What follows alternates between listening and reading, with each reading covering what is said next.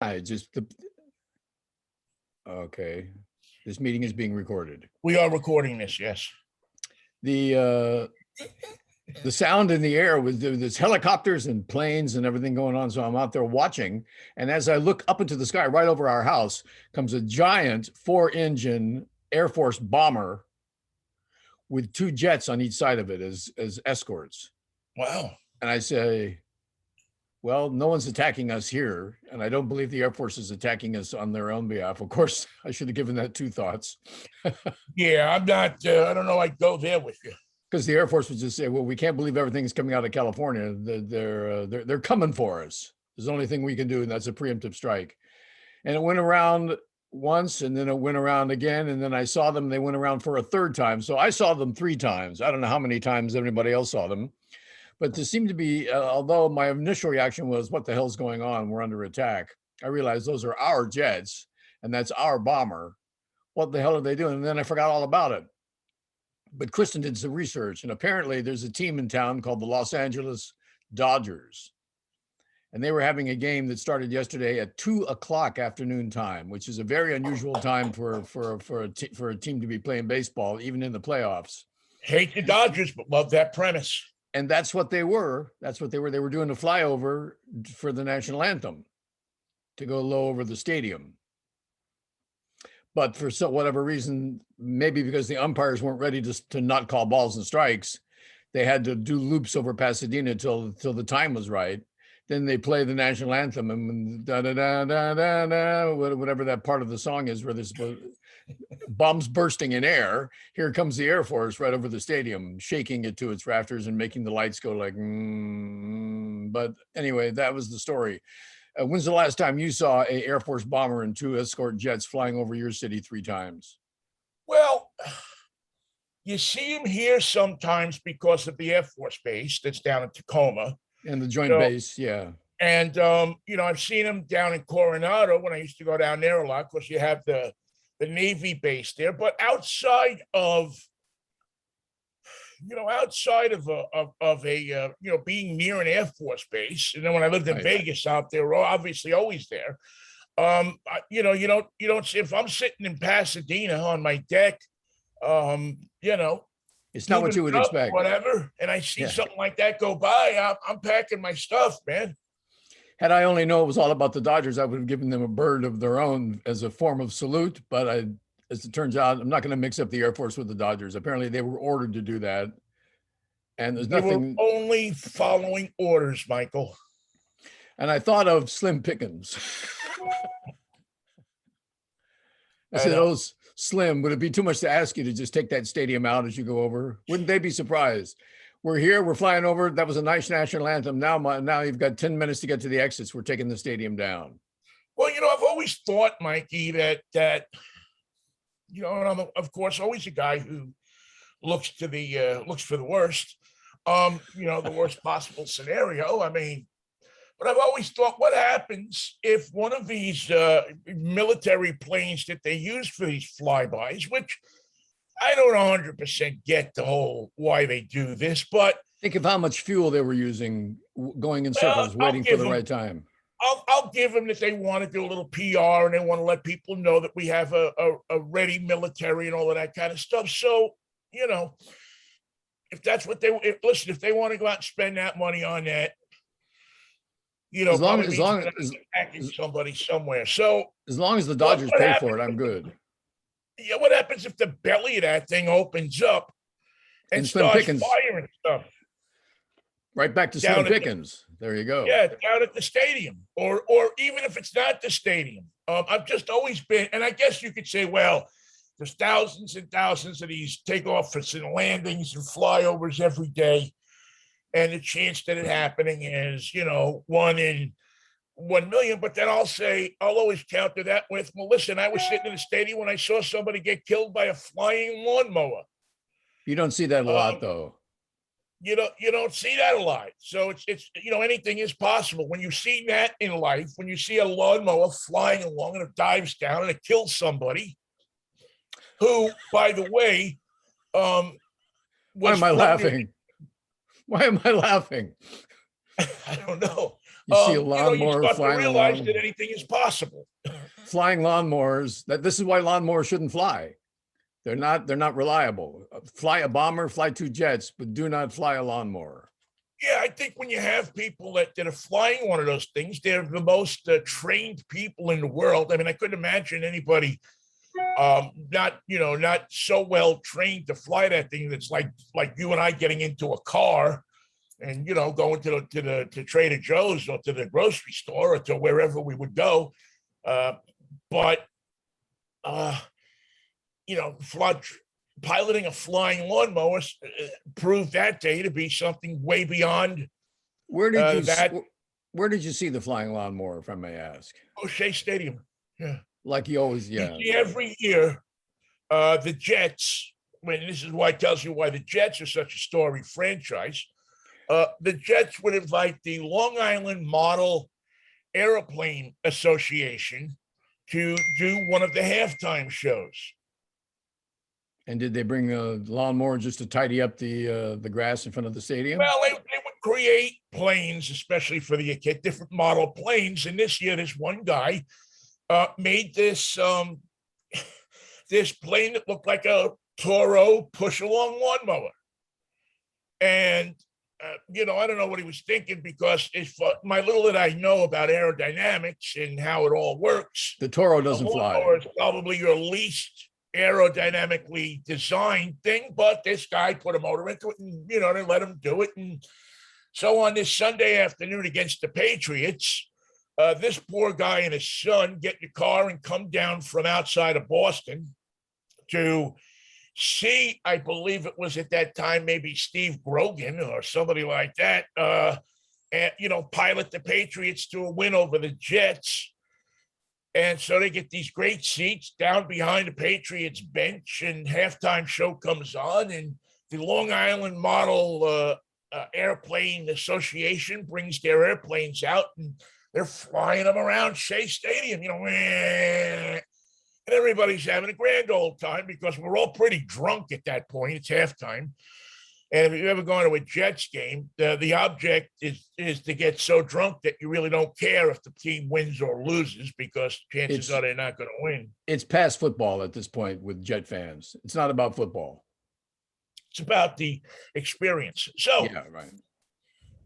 So you're on this thing, and the thing is going up. And the minute it took off, it was kind of rocking like this. And I said, "There's something not right here. Something's wrong." But the guy kept flying it, and I think somewhere in the process he lost control.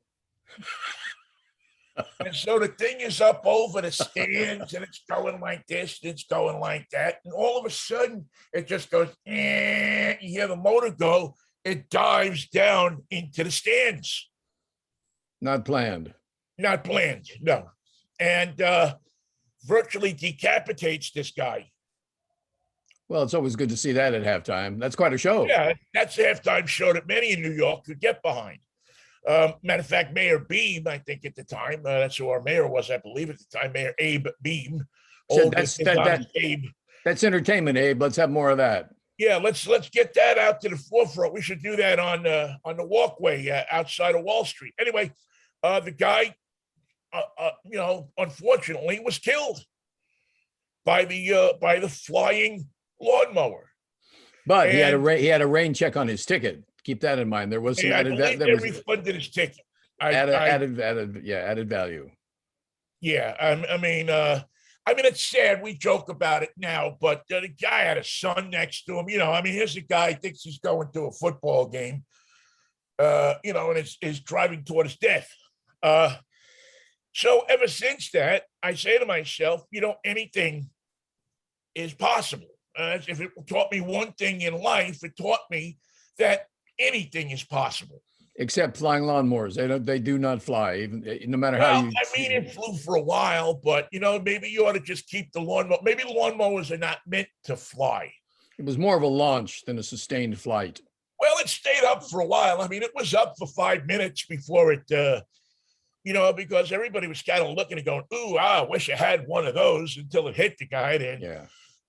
Then also you have said, to, well, you have to stop and empty the bag too, because they become aerodynamically untenable when the bag gets full. Well, it is. Wait, when you get all those Yeah, shavings in there, it's called those drag. clippings, You can't live with that kind of drag. your coefficient. Wouldn't you call it that? Your coefficient? I call it the Steve Bannon formula, because if he can't fly, we could put wings on him, but I don't think we could get him to fly. You couldn't put wings on Steve Bannon if how can I say this in a delicate way? You couldn't dress that pig up to be anything else but a pig.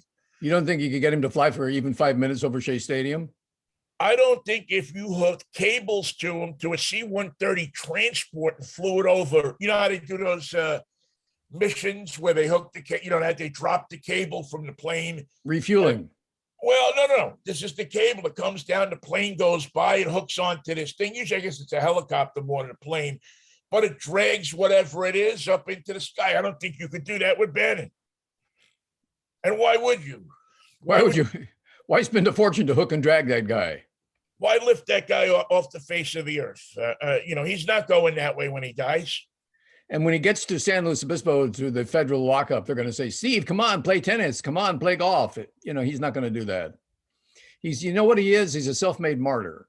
You can't martyrs become martyrs when they accidentally meet their death in the pursuit of something noble. You can't throw yourself on the bonfire and say, look at me, I'm a martyr. I'm cooking over here. See, these guys aren't martyrs, Michael. It's just a money-making. It's all about how can I make money? How can I get more people to listen to my podcast? How can I take my perverse ideas and milk the people who write checks out to Donald Trump? Yeah. To write a check out to me. And they did. How do I do that? How do I get the great people who have bought into this cult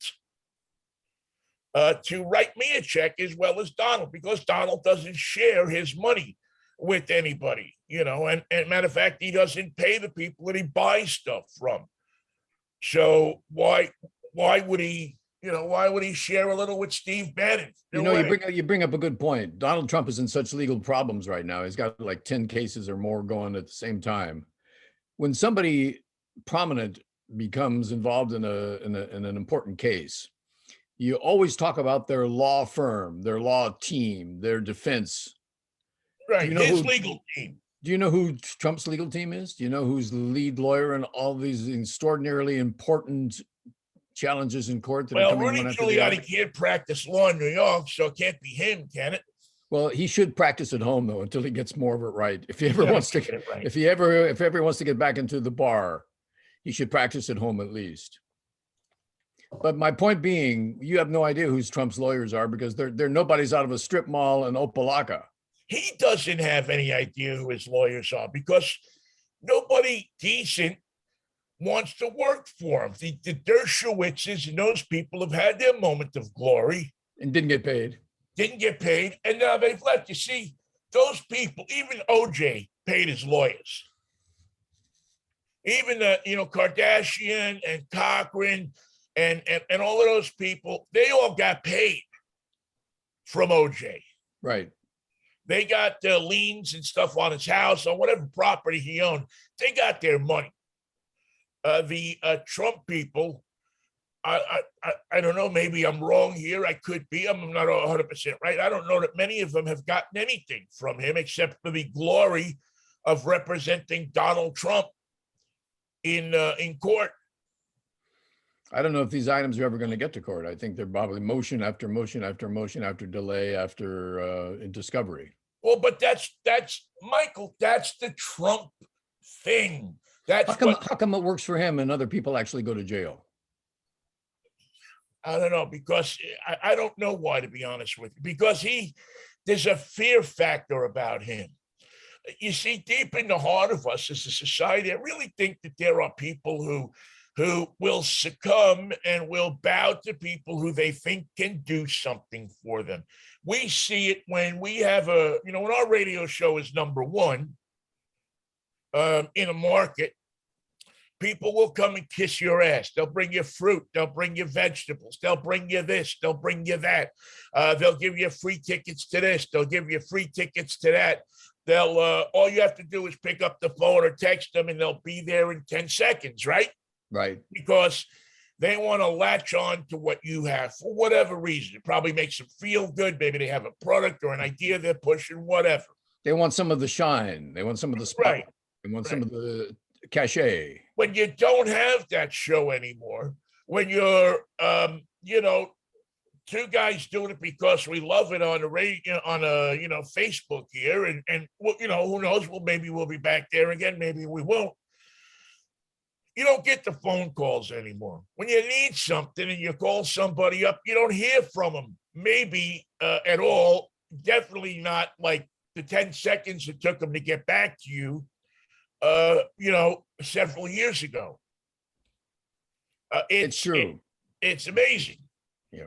But it's not amazing because it's the way, unfortunately, life works. Now, listen, that's not to say that there are people that we know who have stuck with us through thick and thin, and will always take our phone call. We'll always listen to what we have to say.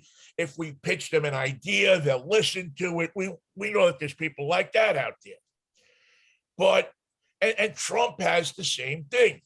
Except Trump might come back. Trump could come back in 2 years or 4 years or 8 years. Except that Trump has figured out a way to exploit these people so well when he does have them.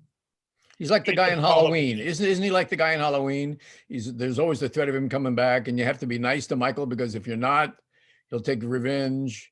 He keeps a list. He's exactly that guy. He's got a number of, not just one saw, but lots of saws. He can come to your house, and he always shows up at least once a year. Mitch McConnell, all of these guys, fear him, and they fear that he may say something that will cause somebody else to take their money, their influence, their power, their votes, whatever they have away. That's why it's whereas you really, the biggest weapon, that's the biggest weapon he has, is that people are afraid that he is going to do something. So they will represent them. They will proxy for him. They will do whatever they need to do.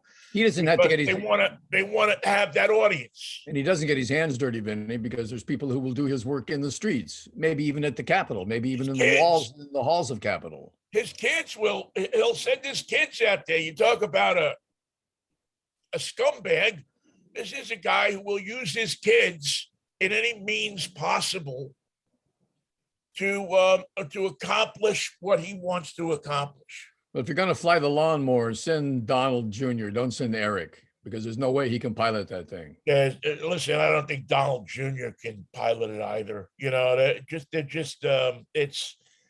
And what's horrible about it, Michael, is that you and I, but many people, a large enough number of people have bought into this, cannot realize that this guy is nothing but a sideshow huckster. That if this was 1926 or 1826 instead of 2021, he would be riding a cart down the street with a couple of horses in it, selling elixir. Might be selling slaves too. He would sell you anything he thought could separate you from your money. Each oil comes from a different snake. I want you to know that. These snakes have been milked and chosen carefully by the doctor. And I don't know what I get more upset at, Michael. Do I get more upset at the people that buy into him? Do I get more upset at him? Because he's only exploiting people who are dumb enough, who are uneducated enough, who don't check their facts enough, and they're dark enough. These are people who have shade around them. These are people who are not part of the new Illuminati of the 21st century. These are not the next step in evolution. This is not where we're going as a people or as a species. This is where we've been. I don't know, Michael. This is the last dregs of it. I don't know. I buy that. I don't know if we are going there as a species. We may well be headed in that direction. We may well be, we sometimes, I think maybe we give the human race a little too much credit. I I see nothing to show me that that's not the direction that we are headed in. But think how happy the Trump supporters would be if we were all dead. Wouldn't it would be like the biggest prize ever for their beliefs and their devotion. We could all die.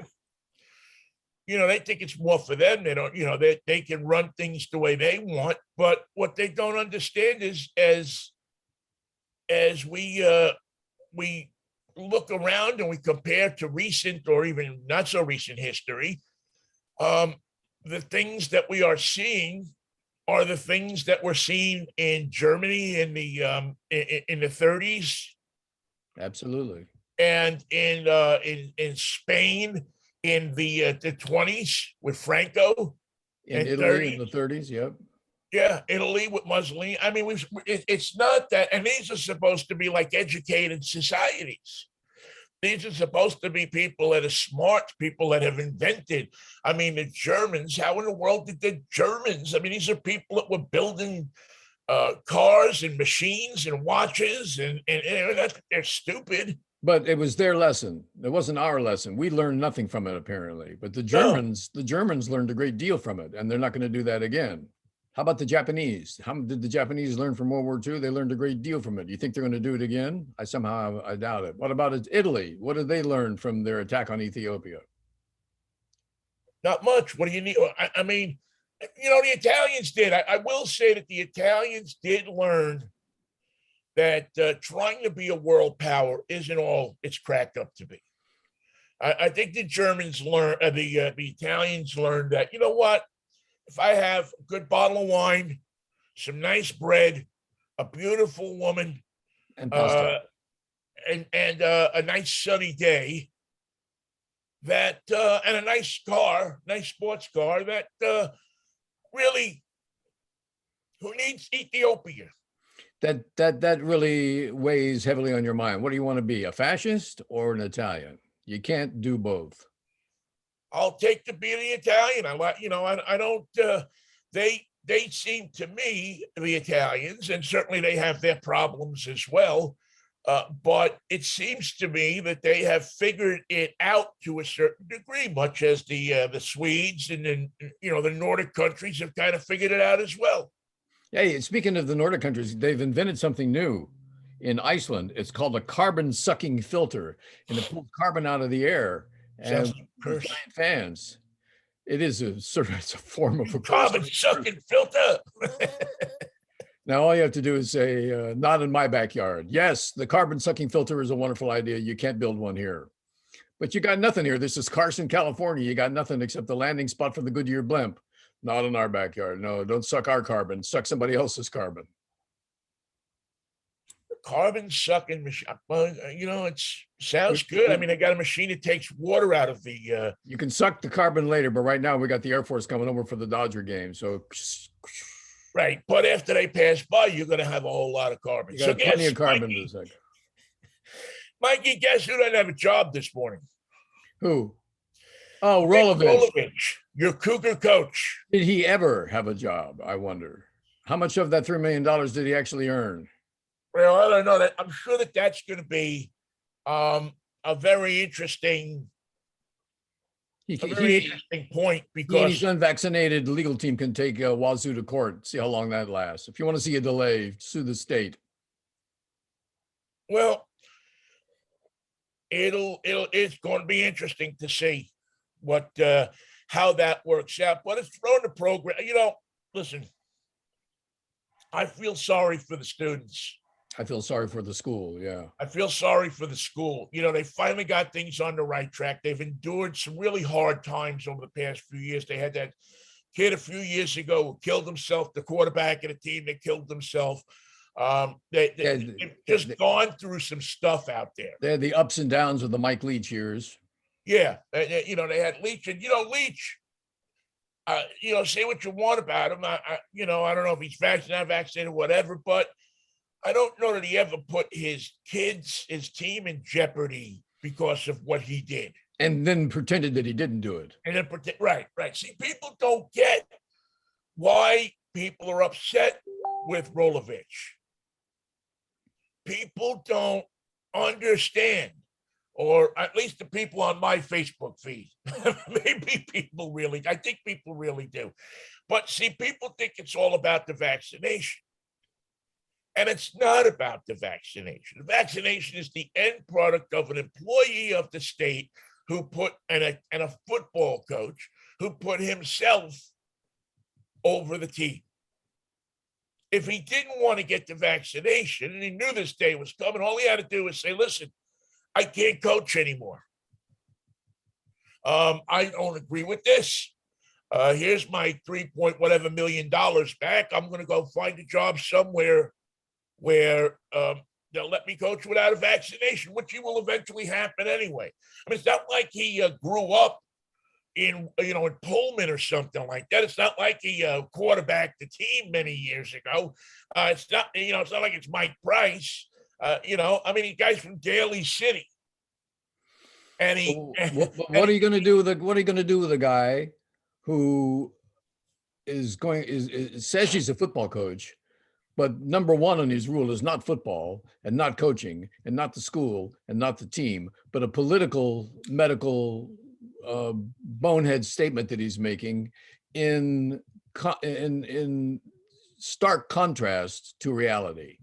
He's saying, I see something real that you don't see. It's more real to me than anything else in the world. It's more valuable to me than my job, my reputation, or my family. I say, and not only that, but I'm going to pretend to have a religious reason for doing it. Now there's insincerity for you. What are you going to do on 3rd and 7 with a guy like that when he can't even believe what he says to the press over his job? He can't be honest about it, and he won't be. Well, again, Michael, he could have avoided all of this. He could have just said, when this all happened months ago, it was 2 months, I think that's 60 days, right, to get the vaccine, to do this. You could stand up and say, I'm going with the virus, okay? Count me in with the virus. Yeah, he could have said, I'm going to go coach somewhere where, there was openings. He could have sat out a year. He was good. If you get Washington State to win, certainly there's going to be a job for you somewhere. I mean, but he wanted to make his point. And his point was more important than the point of the team, the school, the people who drove over there every weekend and drive over there every weekend. More important than the school administration. He put the people that hired him, the people that supported him, the people that thought he was the right fit for that school. He caught them all with their pants down. And often, and guys like this bring a culture with them. How many coaches got fired besides him? It was a total of 5. It was 5 or 6, right? Yeah, the head coach and 4 assistants. So this is a huge hole in the team. And all these people got hired with no checkups, no background check, no idea that they were hiring 5 guys that were going to take their team right into the toilet, take the university into infamy, take the president into jeopardy, and take the athletic director right out of his gig, right out of his loafers. Well, I hope that people go over to Pullman this weekend and sit in the stands at Martin Stadium and Who they playing? The team. Can you remember who they're playing? Not Stanford. Stanford was last week. Yeah, I forget now. I have to pull up the schedule and look. I think it was maybe UCLA. Yeah. I forget, but I mean, it doesn't even matter who they play. They're going to be playing Okefenokee State for all I care. That's a good school. Don't say anything about Okefenokee. The Tamiami Trail runs right through their training facility. I love those boys. People should get. Oh, that's right. They're playing. Mickey Delaney just texted me. They're playing BYU. It's Cougars versus Cougars this weekend. That's bring your own university, BYU. Yeah, bring your own university. Short bus trip from Utah over to Pullman. And I think it's, that people want to get in their cars and go over there, get in their cars on Saturday morning if they don't want to stay early Saturday morning, and go over there and pack the place and show the kids, at least, show the young men who are playing on that team, the student athletes, that the Cougar people support them, that the Cougar Nation supports them, that they've gotten the rawest deal of all in it, because they all had to go get vaccinated before they could go to school. Right. And so, So Every their head coach got to be vaccinated. their head coach is saying, this is how we're going to play BYU, and this is how not to treat your body. This is how not to stay healthy. This is how not to beat the virus. This is how not to finish school as a healthy person. This is how not to get through the season. This is how not to be a human being. This is how not to be a man. And this is how not to respect your job or your university. Follow me. But again, it's people. We live in a world, unfortunately, Michael, where people put themselves in front of it. You know, they're willing to say that they're going to sacrifice, but they don't sacrifice. He certainly could have sacrificed himself. He could have said, I'm not, boom, but he didn't. So the issue here for me is this is not an issue of vaccine. This is an issue of, I will tell my kids, my team, my students to give up for me everything, but I'm not willing to give up for them. I got nothing for you. And when somebody does that, you know what? Pack your crap, load your car up, and head on down the road. And did he resign? He did not. He had to be taken. He had to be taken out. Hopefully in handcuffs. This guy there was something about this guy, and I don't know him personally. The people I know in the program that I talked to say he was a nice guy. He was a good hire for that. He was a perfect fit for that team. No, absolutely not. But he wasn't. And those same people at points over the last couple of months said to him, hey, listen, we went to bat for you. You got to do the right thing here. Here's what I got for you. And his right thing was that I don't care about you or anything else. I care about my deeply personal conviction. You know what it was? It was just a hostage thing. It was just a drunk boyfriend with a shotgun with his girlfriend and his mother-in-law in a cheap apartment saying, I ain't coming out and you can't come in and I won't give them up. And I can't remember why I'm here in the first place. So yada, yada, yada, Warden. It's sad that it came to that, Michael. It's sad that, it's funny. I always, part of the reason that I became a Cougar fan over a Husky fan, underdog, when I got here is number one, I just found Mike Price to be such a regular guy. Good chap who, we had him on the show a lot. We had Chad Eaton. We had, it just seemed that the Huskies were, and I always derided Don James because he left the team in the lurch. He quit at the beginning of the season. He left poor Jim Lambright to pick up his pieces and go on with the sanctions and everything else that was going on at the time with that great national championship team. But if with all of this, I have a newfound respect for Don James, because while he left his kids in the lurch, and I don't respect him for that, he was willing to sacrifice to have his convictions. He didn't believe he thought he was done wrong. And whether he was or he wasn't was a whole different story. But he decided to say, well, I'm not going to coach.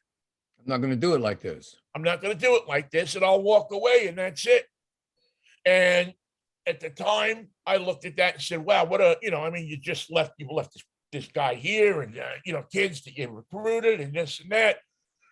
But now I have the whole thing has given me a newfound respect for James that I didn't, I don't know if I had that before.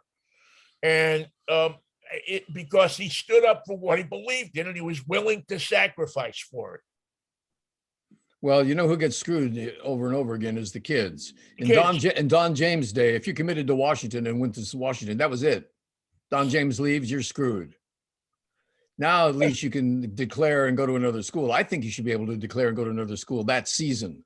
I think you should play week 1 for LSU and transfer to Notre Dame and then play week 2 for them. Because that's what they do to you. If you weren't performing, would they get somebody else? Exactly. I've always said that. I've always said that, either the coaches should be made to sit out a year or the kids should be able to play right away. It should be just like a coach. The minute Right. you resign, you go somewhere else. What Mike Price did at the end of that season, where he took the Alabama job, and of course, fate stepped in there, but was disgraceful. Slowly, I turned around. Yeah, it was disgraceful that he's flying. He's trying to. His kids are getting ready for the Rose Bowl, and he's flying off to Alabama Not the best look. on private jets. And I had utmost respect for Mike Price and what he did as a Cougar, but that move always left me with a bad taste about him. With this kind of, was all the stuff about being a Coug just a line of crap? Or did he get big eyes for a big payday? Well, I think he did. I think now that you look back on it, I think that's exactly what happened. Not just a big payday, but it was I remember talking to him about it because I said something to him when we were down in LA for the Rose Bowl. I was interviewing him a couple of times while that whole thing was going on. I think actually we might have even broken the story that he was leaving. And I remember talking to him and saying, he said, well, listen, this is the dream job. This is the job I've always wanted. This is the number one job. This is if they called you up and asked you to be manager of the Yankees. It'd be hard pressed for you to say no to that. And to which I remember saying to him, well, yeah, but I would wait till the baseball season was over. Yeah. I wouldn't leave him in the middle of the World Series. He didn't see it that way. No, because you get the big eyes. Yeah. And because his eyes were so big that he couldn't see that these guys were plotting against him. Why did they go to such lengths to bring him in and screw him over? Well, his friend Mal, I forget the guy's last name, was the athletic director down there, or sports information director, I forget.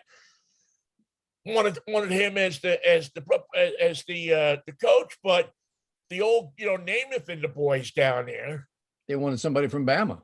they wanted somebody from down there. It's come on, they marry their cousins down there. Hey, that's a sensitive subject. They don't marry them all, but they marry about half. Yeah, about 50%. About They don't 50%. want outside, especially some cowboy from, where is that, Seattle? It doesn't fly down there. Well, in Seattle, we have cousins too, as you know. Oh, well, yeah, and we got the same. I guess that's really the odd thing about it is when you get up there, up a certain ways up I-5, you have the same. And up your I-5, huh? Right up your I-5. You get up to Arlington and Carrington and a few Carnation. like Don't forget that. Carnation, the company town. All of a sudden, Hey, don't forget Wenatchee. Let's leave Wenatchee on the list. Just pencil her in, okay? All right, we'll put Wenatchee on that list, but certainly you have that going there too. So, but he never saw that, Mike Price. He was just so overwhelmed. I don't know if it's overwhelmed, just so blind with that he was getting this job that I don't know, it was his dream job, not his dream job, whatever. But that he couldn't see what was happening, that these guys were not the people that were going to welcome him with open arms, that it was a very closed society down there. And if you weren't one of them, then they really had no use for you. That's why they take you to Pinky Pete's strip club and transmissions. Exactly. Get your Get your pizza. ears lubed and your buttocks rotated all at the same time. And they have a fine pizza deal if all 3 for $3. Yeah, yes, pizza and wings. That was back then. Wings were still a new thing for them.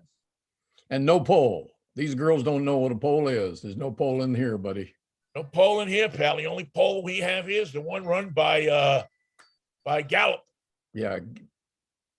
So anyway, that's God. so he's gone. They are now in the process of searching for a new head coach, but you don't hire those people mid-season. I mean, you have to. Here's something. It's a little out of left field, but I think Wazoo should consider it. The country singer and country bumpkin Travis Tritt has just announced that he's canceling all his shows at arenas that have a COVID safety policy. He'll only play where there's no COVID policy whatsoever. Come on in. We don't care if you're sick, if you're dead, if you got it. You could be Typhoid Mary. You're welcome at the Travis Tritt Show. Here's a virus. Call someone who cares. It's going to be called. And while he's recovering from his various diseases that he's going to pick up in this fashion, I think he'd be a good head coach. I think he'd be a fine head coach for the Cougs. Coach Travis Tritt. Well, I was going to suggest that they go after Steve Bannon. Steve Bannon's another good choice. the conservative talk show host, Dennis Prager. He's on my list. I think, because here's a guy who goes out and says, I am actively trying to catch the COVID. Oh, I hope he comes through. I am tongue kissing with homeless people. He'll get it. Just so I can get it and show you people how you are all so wrong.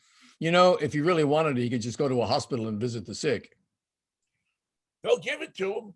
They'll give it to him. Especially the guy as a matter of fact, the guy that's lying there on the ventilator will happily yank the ventilator out of his throat, or take the trach tube out of his throat and stick it right in Dennis Prager's throat, where he can clean it for him, where he can. Mikey, I wish that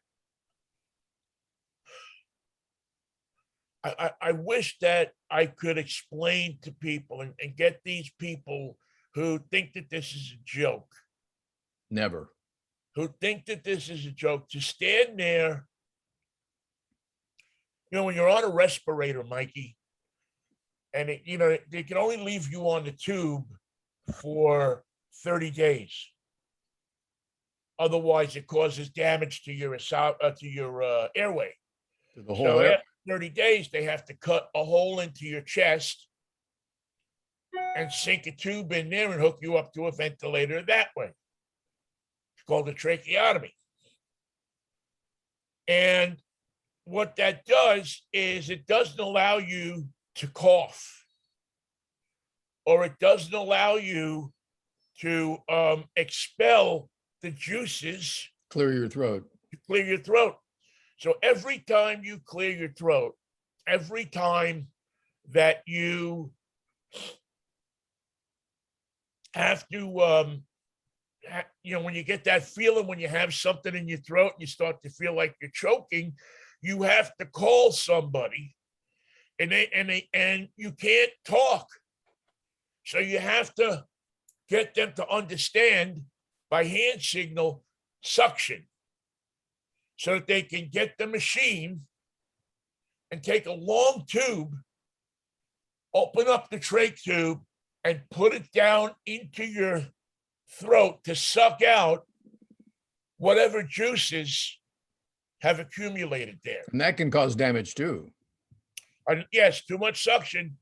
And you can't imagine the feeling, unless it's happened to you, of hitting that bell, and because they're busy somewhere else, they can't get down there to you.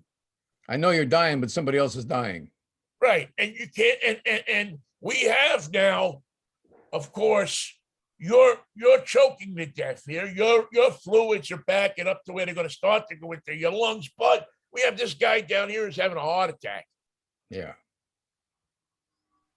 And that's and that was when I had that, there was plenty of medical personnel around. I mean, there were two people walking along the floor that had the suction machines, so that if it happened to you, you could hit the bell, and usually they were going to come down. Every once in a while they were busy and they couldn't get there, and you were, So for somebody to tell me Did he to really want to? insult me by saying that they are purposely going out and trying to catch COVID. To me, it's the deepest insult that you can bestow upon me or anybody who's had COVID, But anybody who's ever been in that situation. So Dennis I Dennis Prager is a charlatan. He's doing this just for the headlines, and that's what he got. He got headlines. He doesn't have the COVID. He just has the statement that he wants it really badly. Well, I would be more than happy to drive him to anywhere I knew where there was a whole bunch of COVID happening and drop him off and kick him in the ass in there. He's here in LA. He can go to the UC Medical Center. There's probably 20 people there suffering from it. He could hang out, give them kisses, gently caress them, get them more comfortable in their beds. Do it without a mask, no gloves, don't wash your hands, don't take any precaution. Give them a big hug. Dennis Prager, can you imagine this? Dennis Prager and Larry Elder were on the same radio station here in Los Angeles, KABC. And Dennis Elder, the last time I heard him on the air was years ago. I never tuned back in, and I remember clearly what he was talking about.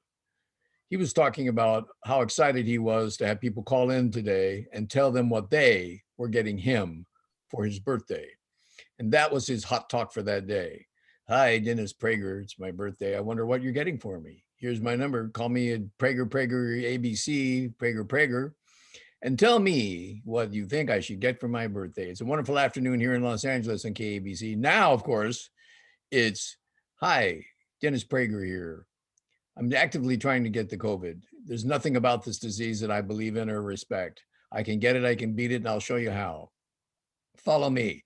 Follow me to the whole family of Dennis Prager products for beating the COVID-19. Yeah. I can get your ivermectin, your chlorine and everything else. Your hemorrhoid chlorine treatment. All those things are coming to you in the mail overnight, 1-day delivery or quicker if you're with Amazon Prime.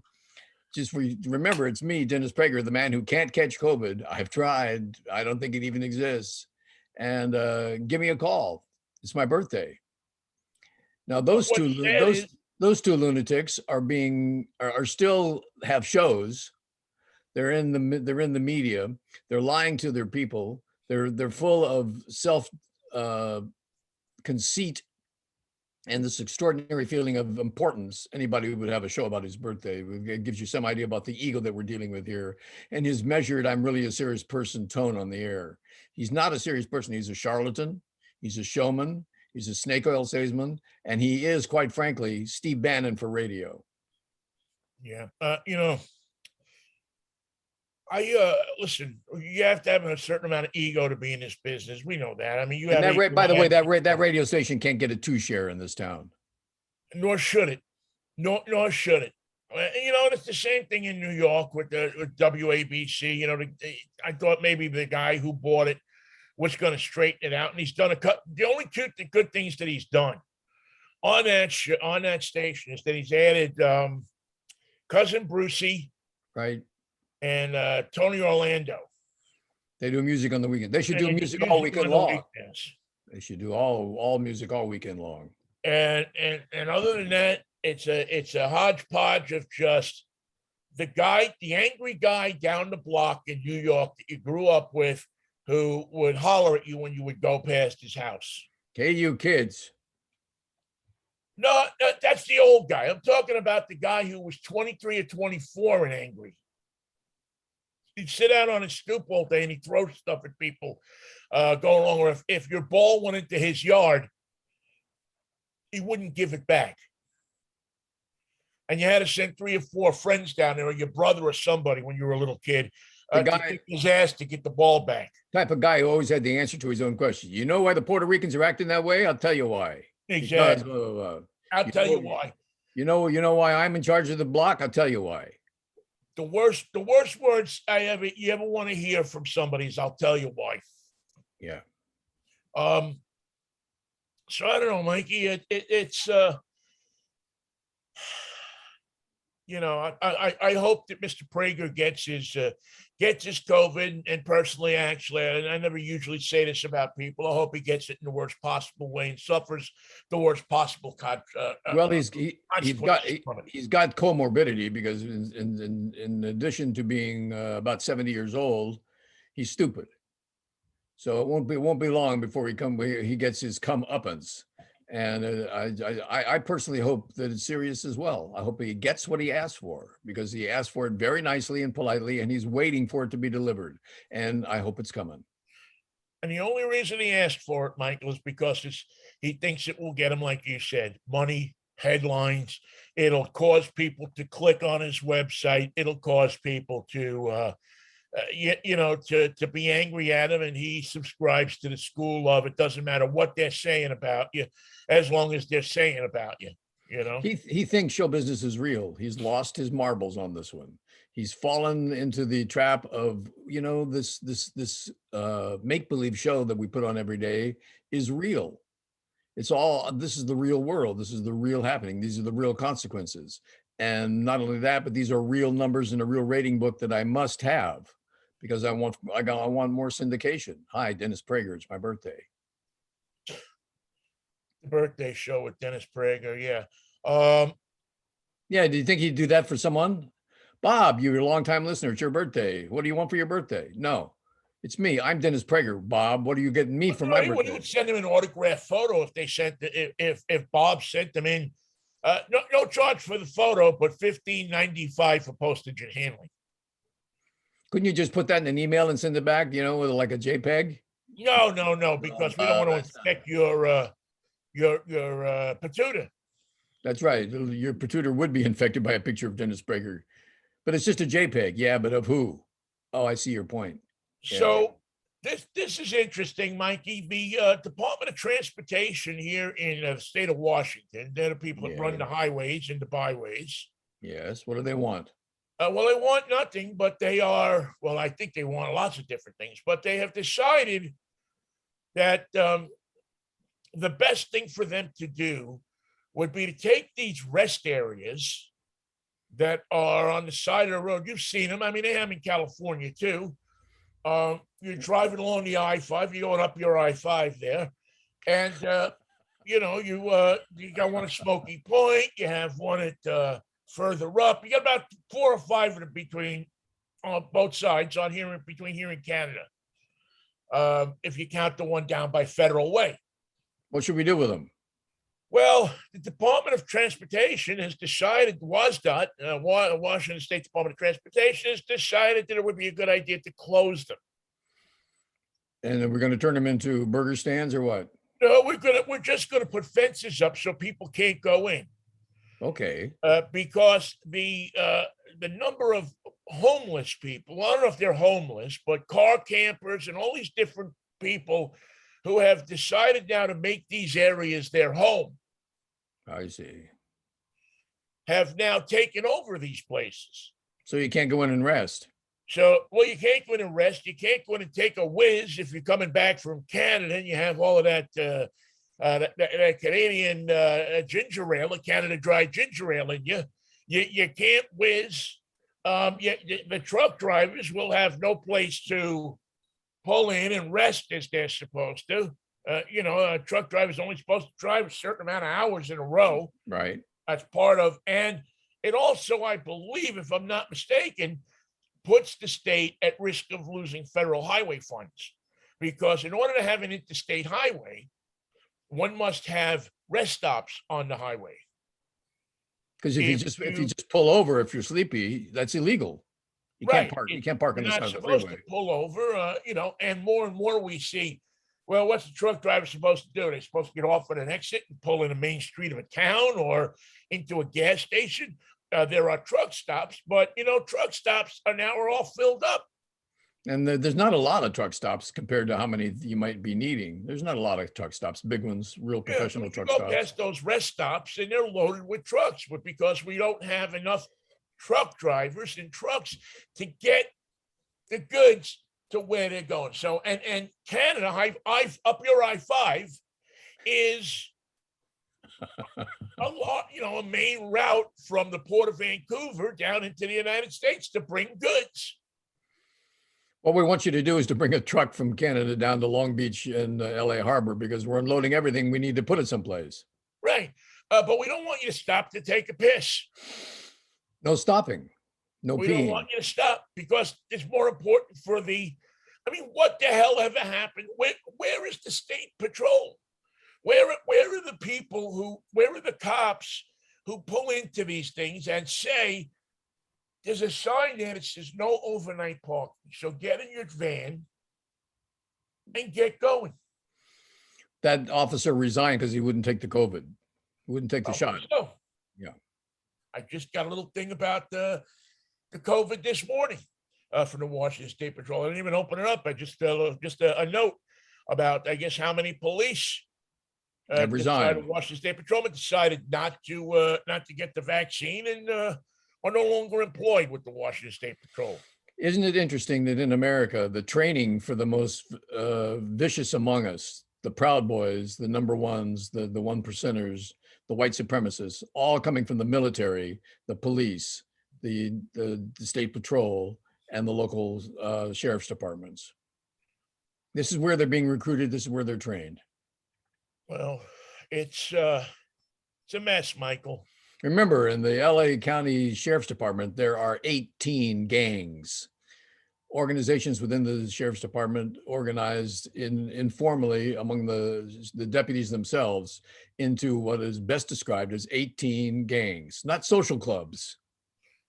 Right. 18 gangs, 18 athletic thing, yeah. These guys have a core system of beliefs, meetings, dues, and they gather together to be of one mind. 18 different minds. So when you call the LA County Sheriff's Department, you're calling a gang member to come over to your house, and that's exactly who you're going to get. And if you got a problem with the rest stops in Washington State, when you call the state patrol to do something about it, remember you're calling a white supremacist in training to come and fix this problem. Well, yeah, I think you have some. I mean, again, I hate to paint everybody with that same brush because I know Washington State Patrolmen are definitely not white supremacists, but I do agree that there are a large number of these people who come from the ranks of military and police and it's a scary thing, man.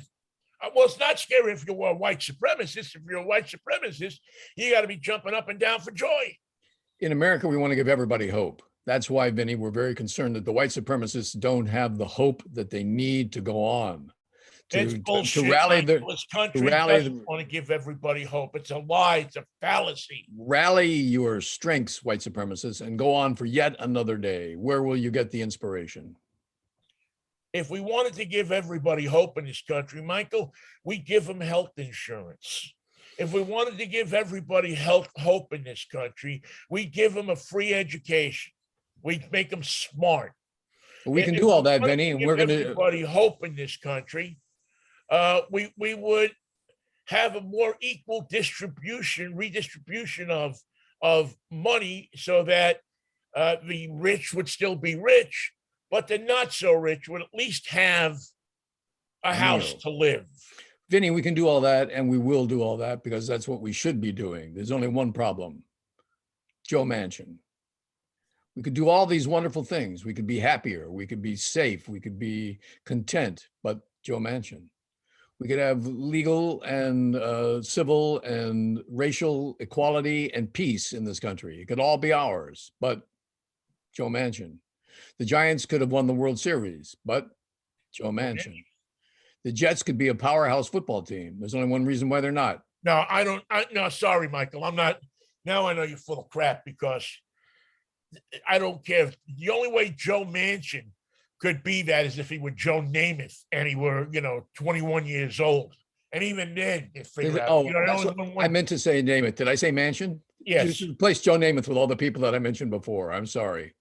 The Giants could have won, but yeah, the Giants could have won the World Series, but Joe Namath. Joe Willie screwed it up for him. And now Joe Willie's doing okay because he's selling 65 plus insurance on television. And he has a good use of hands. Good use of He hands. took that He course keeps from it, Susie keeps it Colbert. right there, and he said, puts it up there, and it's "You free. Follow my hands, and I will show you. You. Yeah. You know, it's like the same thing when the politicians. This is my latest pet peeve. Is you see the politicians come out, walk out on stage, and you know Obama does it, and Clinton has done it for years, and they start pointing at people. Yeah. There's nobody there. They don't know what they're pointing at. They're pointing at themselves. May as well point at a dick. You know, I mean, in Clinton's case, he probably does. I point you in. Know that. Let me point out something to you. No, I'm pointing it out to you. Yes. You point something out to me. It's such a lame move.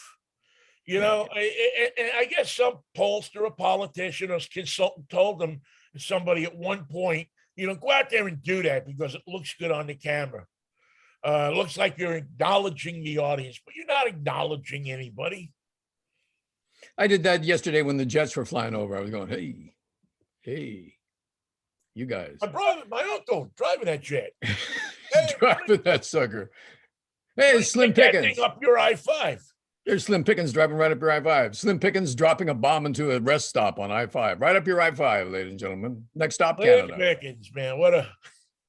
You know, the funny thing is, you never seen Slim Pickens and Jack Elam and Walter Brennan in the same place at the same time, did you? I don't think I'd want to. That's a bit.